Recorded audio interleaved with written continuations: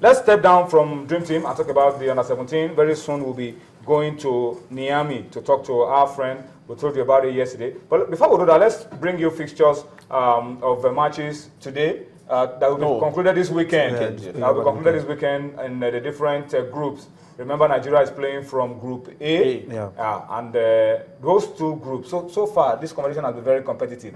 The two groups are going right down to the final day. Yes, 3 teams in the first group, that's Nigeria, Zambia, and Guinea. And in the second group, we have Cote d'Ivoire, we have Mali and South Africa. They will run to the last day. Just one team fit to qualify. I've crashed start from Group A.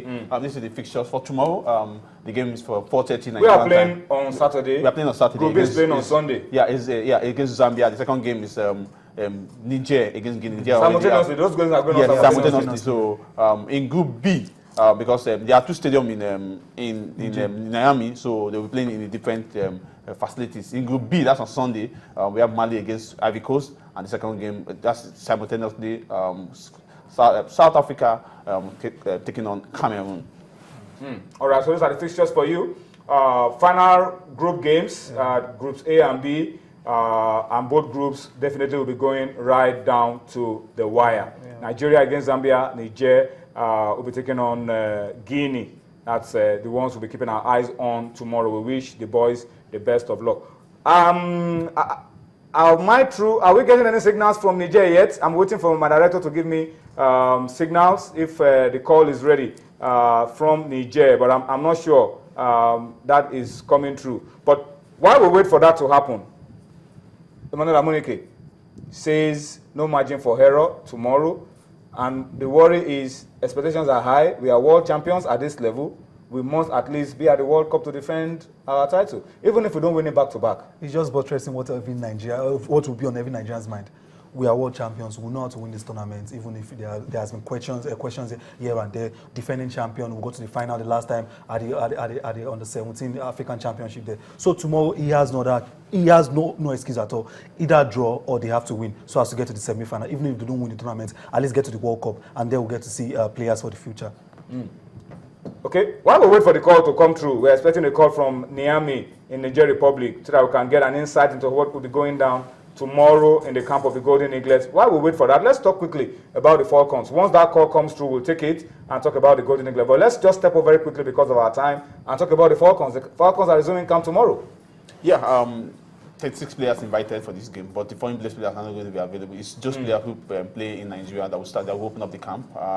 They have been asked to come with their kit and their birth certificate and international passport. We have this call. Okay, all right, thank you. Andrew Randa is now online to us from Niamey. Andrew, thank you for speaking to us on Sports Tonight.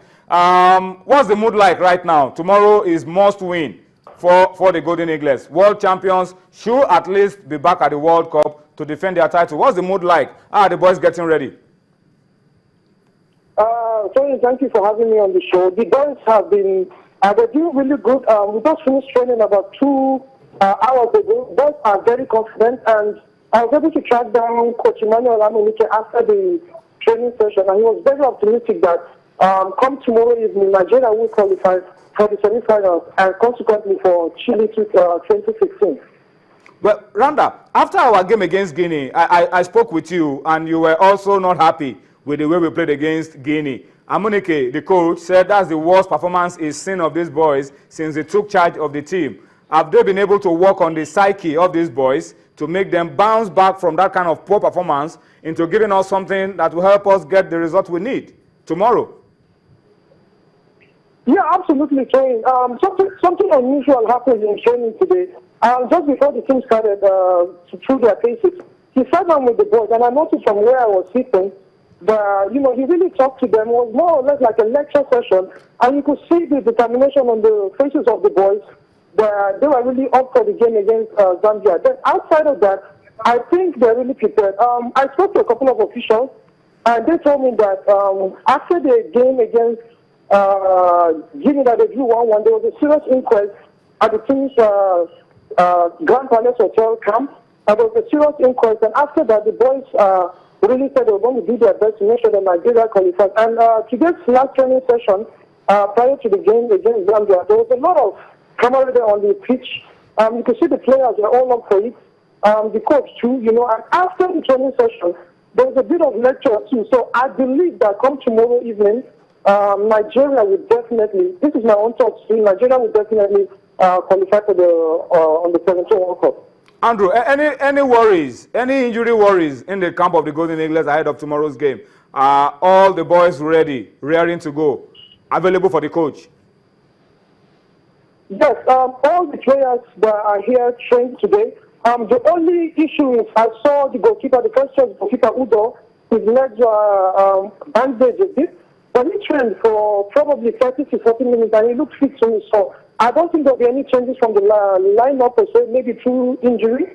But based on what I saw today, all the players are fit, no injury worries as such. Tomorrow, hopefully, I'll be in the team's hotel, and then probably I'll be able to get much more clear info. But as of now, as I'm speaking to you, all the players are fit. The 21 players that made the team here, the championship here in Nigeria are actually fit. Before I allow you to go, Andrew, I've been reading a lot of reports around the African Under-17 Championship in Niger, and the reports, something is common to all the reports I've read, that the weather has been killing these boys, and that there is plenty of water breaks. How will you describe what the Eagles will be doing tomorrow, and this weather, and these water breaks that has been dominant in Niamey? That one is true. The degrees could get up to 42 degrees. Whoops. Wow, we lost. We lost. Anyway, I think he said a lot already, and we'll try to work on getting him again if we can, so that they can sort out that issue of the weather for us. But I think he said enough already about the boys. They're ready to go, raring to go, and that should be good news for us. All the players are available, no injury worries. That's the most important thing. They have to be ready to go. No injury worries at all. Get a draw, get a victory there tomorrow. Qualify us to Don't say get a draw. Tell them to go and win. They should win, definitely. Top the group. These are world champions. These are world champions, but definitely Gabon too. They want to be there at the World Cup. So at least, even if they don't get the victory. Zambia, actually. It's not our business. But we have to get the victory. We have to do our own job. But by the time we're trying to tell them to get the victory, you might put pressure on them, and at the end of the day, they get to be defeated tomorrow. God forbid. God forbid. All right, let's talk quickly about the girls. We're talking about the girls. No foreign-based players will be coming. No, they will start with. But the good news is that camp is opening tomorrow. Preparation starts tomorrow. But then, if the qualifiers start tomorrow, we can use the girls in camp and prosecute it. The foreign-based players should just wait for the final, or when we get to the other. But then we have to wait for the winner of Mali and Gabon, or Gabon, or Gabon to see to know our opponents. So we just have to keep training. The players in camp, those in Nigeria, are enough to take on any team in Africa. They are just enough. The foreign-based players allow them to just relax at their club, get used, like an assistant as well, let that get used to the Liverpool Football Club. The other girls should just get used. When we qualify for the African game, they will start calling up. But I know the squad was because of this is a provisional squad for the FIFA Under Women World Cup. That's why the foreign-based players were called. But these home-based players, those in Rivers Angels, Pelican Stan, Sunshine Queen, Nassau Amazons, Delta Queens, they would prosecute the All African Games qualifier. All right, let's wrap up this segment very quickly. Big games in Europe. We looked for big games in Europe. We didn't see big games in Europe this weekend. No big team is meeting another big team. But then we've been able to see one big game this weekend in Africa. Dumnodi, which game is that? There's a big game in Africa this weekend. It's Super Cup. It's the CAF Super Cup. And there's a Nigerian interest. Nigerian interest. Oton Setif of Algeria against El Ahly of Egypt. Yeah. Peter Ibimobowe is being selected by El Ahly to be part of this game. So there's Nigerian interest in the CAF Super Cup. The game is going to be played in Builder, that's in Algeria, because in the CAF Super Cup, the host will be the winner of the CAF Championship will host. It's a one-legged final, and of course, El Ahly has won it before. It's a game between two North African sides, and there's a lot of rivalry between Egypt and Algeria. So they've already sorted this out, because even the Egyptians have said the way they were received in Algeria is commendable. They've not had that in the long while. But it's going to be fireworks. Oton Setif, this is a team that when they came to Nigeria in 2012 to play Kaduna United, they came with just 13 players because they were struggling to get funds to come to Nigeria. This is a team, even during the CAF Champions League, they played on half salary. At one point, they were not paid, but they went all the way. I won the trophy. They won the CAF Champions League. So this is going to be the icing on the cake for them. But then It's a game against a team that didn't play a league. The year they won the champion, there was no league in Egypt. It's a team that is red hot. Up to this moment, they're still they're very hot. They cashed out of the CAF Champions League final round, went to the CAF Competition Cup to become champion. So it's going to be a cracker. I would like to see that game because I know what the North Africans will bring to the table. They will play the game as if they are playing the last game of their life. All right, so that's an interesting one. Tomorrow it will be in Algeria, Oton Setif against El Ahly of Egypt. We'll be keeping our eyes on Peter Mobowe. Yes. We play for Bayelsa United, one of the top scorers in the league. Yes. He will be lining out for El Ahly of Egypt, and it will be interesting to see him maybe score the only goal of the game for El Ahly of Egypt. But you can be sure that that game is a massive, massive game. Gentlemen, thank you so much for your time on Sports Tonight. But before I go, let me just read a few comments on Twitter. Twitter is, awash with stories and tweets of JJ becoming Delta FA chairman. Vox Populi at Temi Adebiyi says Osinjeji Okocha has won the election to be Delta State football chairman. And Martins Osinachi at 5-digit underscore says happy for JJ Austin, emerging chairman of Delta FA. Kamor Olatunji says Arnold Kodri should not relax. He should keep hoping that things will improve. Keep hoping. Or we have to create a structure around him to make him succeed.